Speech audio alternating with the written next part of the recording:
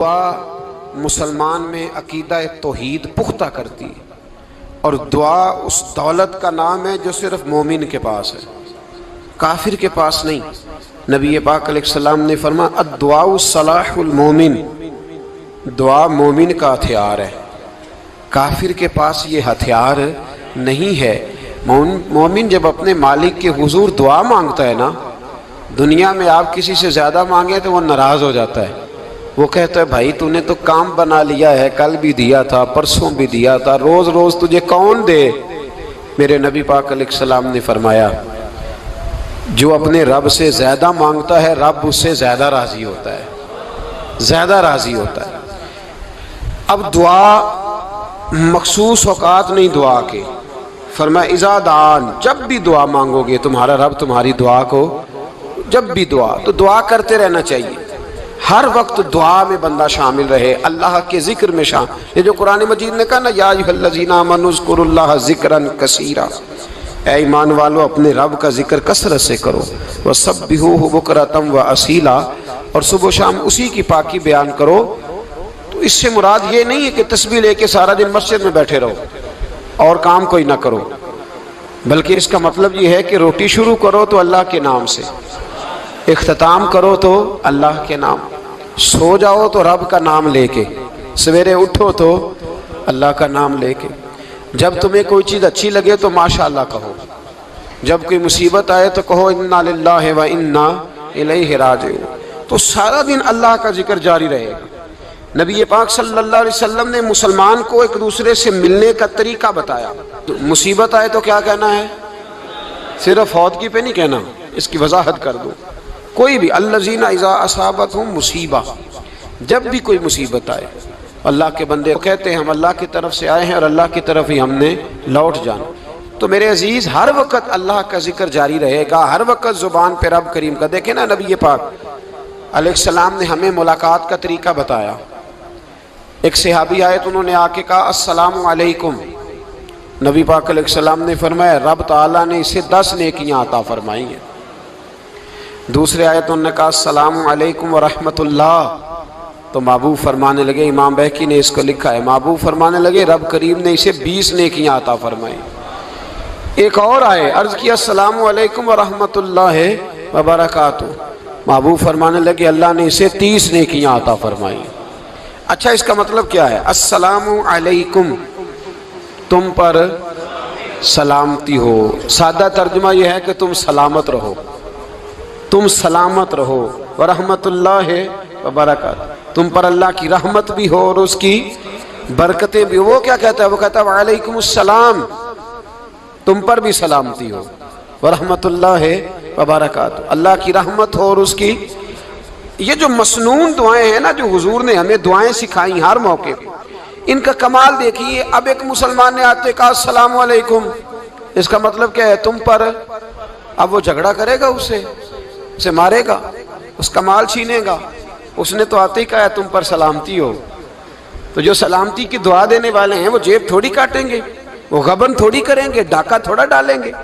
اسلام نے لفظ ہی وہ سکھایا ہے کہ فرمایا جب تم نے ملنا ہے تو تم نے دعائیں کرنی ہیں ایک دوسرے کے لیے۔ اب ہمارے ہاں نئے نئے لفظ آ گئے، ٹیلی فون اٹھایا تو کہا ہیلو، اس کا کیا ترجمہ ہے؟ کون ہے؟ اس کا کیا ترجمہ ہے؟ جی جناب، اس کا کیا مطلب؟ ہم نے دیکھا بڑے بڑے سمجھدار لوگ السلام علیکم کی بجائے کہتے ہیں کیا حال ہے؟ بھئی کیا عجیب بات ہے، بھئی کیا حال ہے کا کیا مطلب ہوا؟ وہ بعد میں کرنے کی بات ہے۔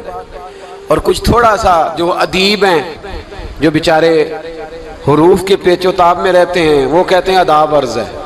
وہ کیا ہوتا ہے جی؟ اسلام نے دعا سکھائی ہے السلام علیکم، یہ کتنی خوبصورت دعا ہے۔ جب آپ گھر کے اندر داخل ہوئے تو آپ نے دعا دی السلام علیکم، یہ دعا دی آپ۔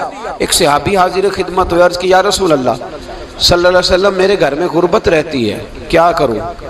نبی پاک علیہ السلام نے فرمایا جب بھی گھر جایا کرنا گھر والوں سے سلام لیا کر، گھر والوں سے کیا کہا کر؟ السلام علیکم، جب بھی گھر جائے۔ یعنی گھر آیا، اب گھر والوں نے بتایا کہ ماچس کی ڈبیا تو لے آؤ، اب یہ دکان کونے پہ تھی گھر والے پہ، وہاں سے ماچس کی ڈبیا لے کے واپس گیا تو کہنے لگا السلام علیکم.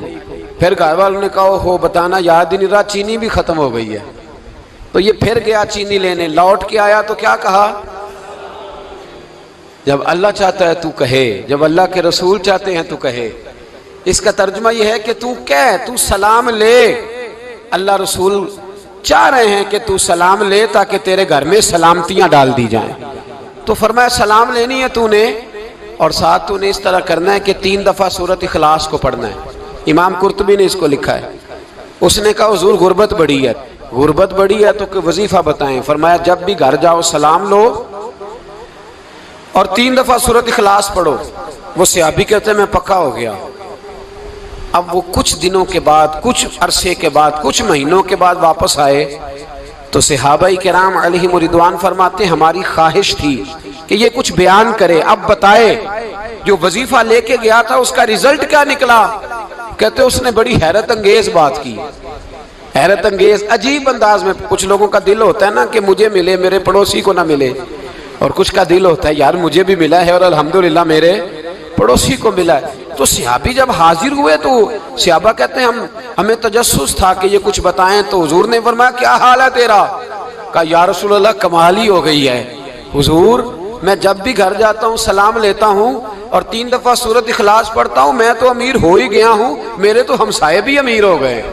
کتنا پیارا ہے یہ جملہ، کتنا حسن ہے. اتنا اچھا لفظ کسی اور کے پاس ہے ہی نہیں جو الفاظ ہمیں ہمارے رسول نے عطا فرمایا. اس کو اپنائیے، اس کو اپنائیے. یہ الگ بات ہے کہ لوگ مطلب کے لیے سلوٹ کر لیتے ہیں بڑا سارا، لیکن مطلب کے لیے نہیں.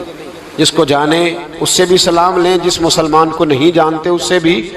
تو نبی پاک نے ہمیں مسنون دعائیں سکھائیں. رات کو جب سونے لگیں اللہ کے رسول صلی اللہ علیہ وسلم نے ہمیں دعا سکھائی. حضور نے فرمایا جب سونے لگو تو مسلم شریف میں فرمایا تم نے یہ دعا پڑھنی، اللہم باسمک اموت و احیا. تم نے کہنا اے اللہ میں تیرے نام پر مرتا ہوں اور تیرے نام پر جیتا ہوں. نبی پاک صلی اللہ علیہ وسلم نے ایک حدیث میں فرمایا کہ یہ جو نیند ہے نا یہ موت کی چھوٹی بہن ہے، یہ موت کا ایک حصہ ہے. جس طرح انسان سو جائے تو کوئی خبر نہیں ہوتی کیا ہو رہا ہے، بالکل وہ اٹھا ہے تو اس نے کہا ہو یہ کیا ہوا. سو جاتا ہے نا آدمی، اسے خبر نہیں ہوتی. اوہو میں نے تو 11 بجے اٹھنا تھا، یہ تو 3 بج گئے. اب اسے خبر نہ رہی. سوتے ہوئے لوگ چوری کر لیتے ہیں، بلکہ اس طرح بھی ہوتا ہے کہ آدمی نے گکھڑ اترنا تھا، وہ پنڈی سے آ رہا تھا لیکن وہ سویا ہوا تھا. آنکھ تب کھلی جب کاموں کی آ گیا تھا.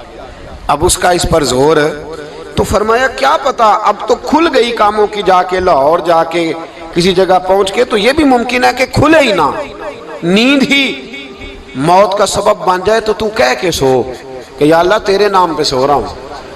اللہ کس نام پہ سو رہا ہوں؟ یار اگر ہم ان دعاؤں کا حسن سمجھے مت، اللہم باسمک اموت و احیا، یا اللہ میں تیرے نام پہ سوتا ہوں اور تیرے نام پر اٹھتا ہوں. گویا کہہ رہا یا اللہ میری نیند بھی تیرے فضل سے ہی ہے، اور اگر آنکھ کھل جائے تو وہ بھی تیرے فضل سے ہی ہے. کتنا اعلیٰ نبی پاک علیہ السلام نے انداز سکھایا. اور پھر بخاری شریف میں حدیث موجود ہے، فرمایا جب اٹھو تو کہو الحمدللہ الذی احیانا بعد ما اماتنا والیہ النشور. فرمایا جب تم سو کے اٹھو تو پھر کہو اے اللہ ساری تعریفیں تیرے لیے، تمام تعریفیں جس نے ہمیں موت کے بعد حیات دی. موت کے بعد فرمایا احیانا بعد ما اماتنا، ہمیں مرنے کے بعد گویا اللہ کا شکر ادا کر کے آنکھ کھل گئی. دیکھیں کس طرح اسلام مسلمان کو اللہ کے ساتھ جوڑتا ہے. فرمایا شکر کر، آنکھ کھل گئی. کہ یا اللہ تیرا شکر ہے تو نے موت کے بعد ہمیں دوبارہ حیات عطا فرمائی، یہ شکر ادا کرو. گویا تم یہ نہ کہنا کہ میں اٹھ گیا ہوں تو میرا کمال ہے، یہ نہ سمجھنا میں اٹھ گیا ہوں تو میں بڑا پابند ہوں، جب میں ارادہ کر لوں کہ میں نے 11 بجے اٹھنا ہے تو پھر میں اٹھ جاتا ہوں.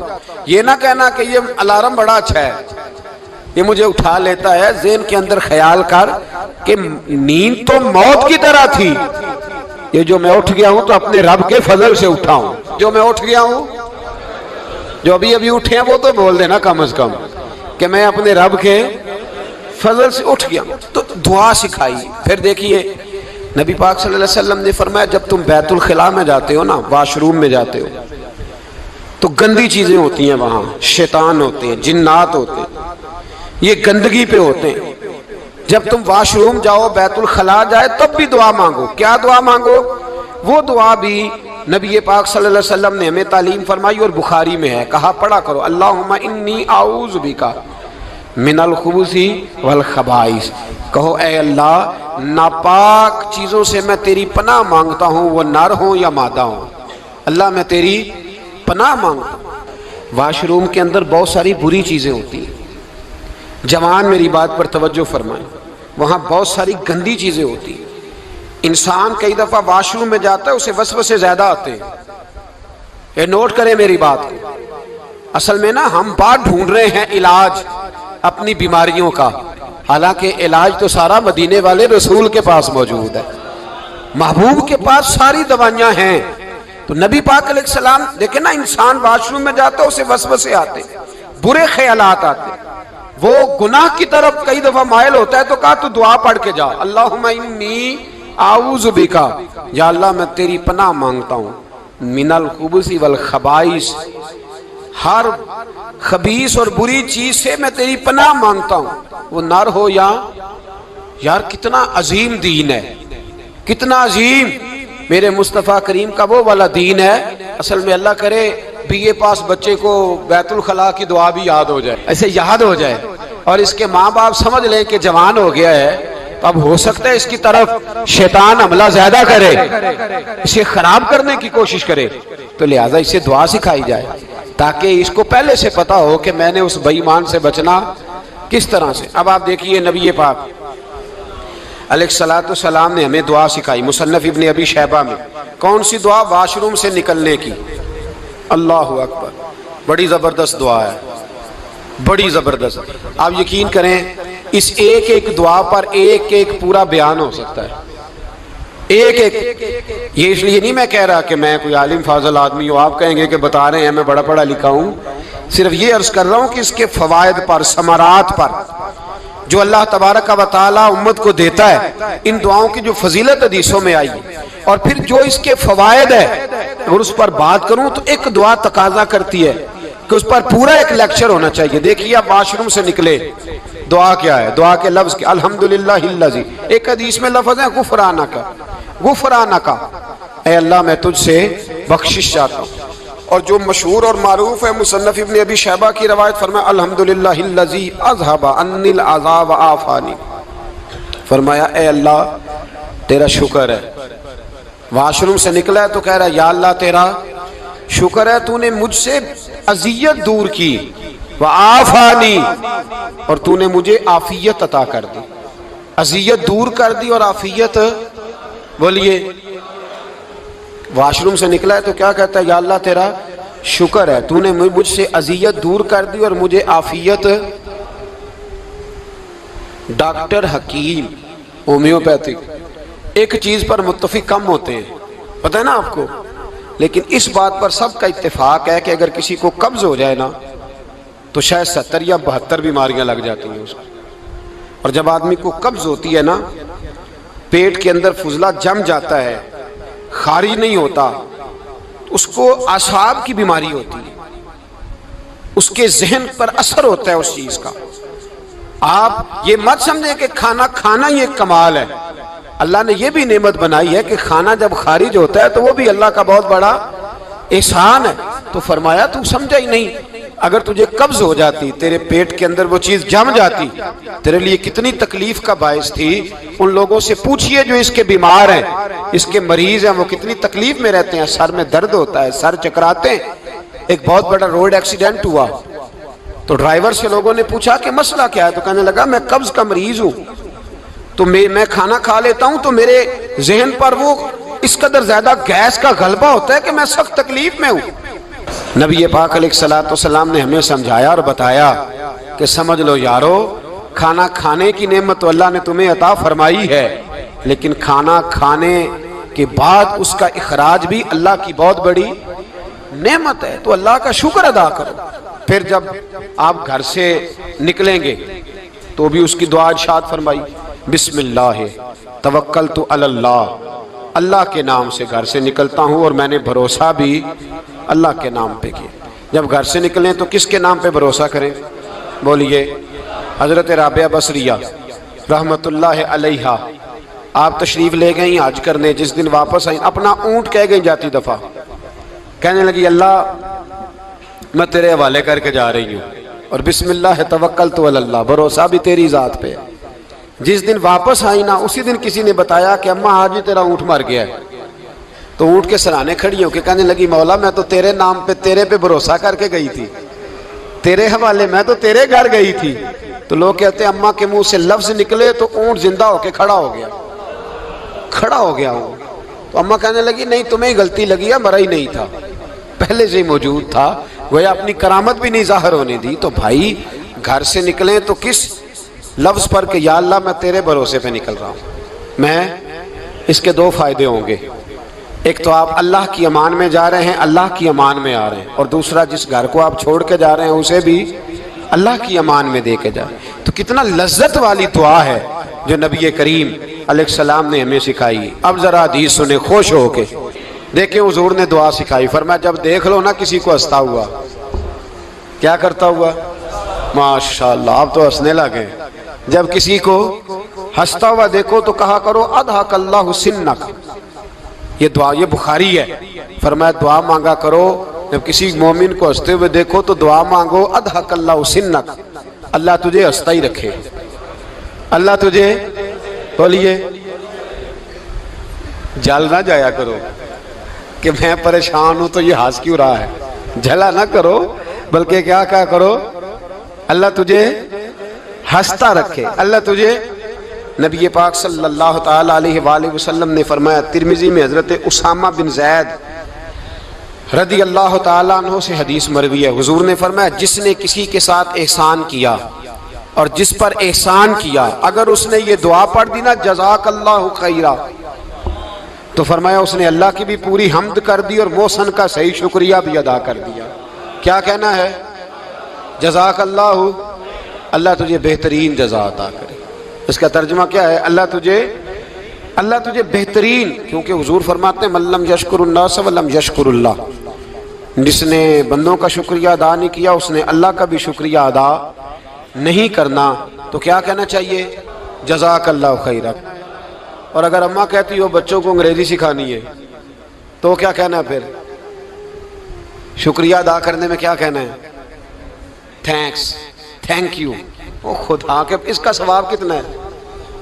بولے انگریزی ایک زبان ہے، اس کو زبان ہی رہنے دیں گے۔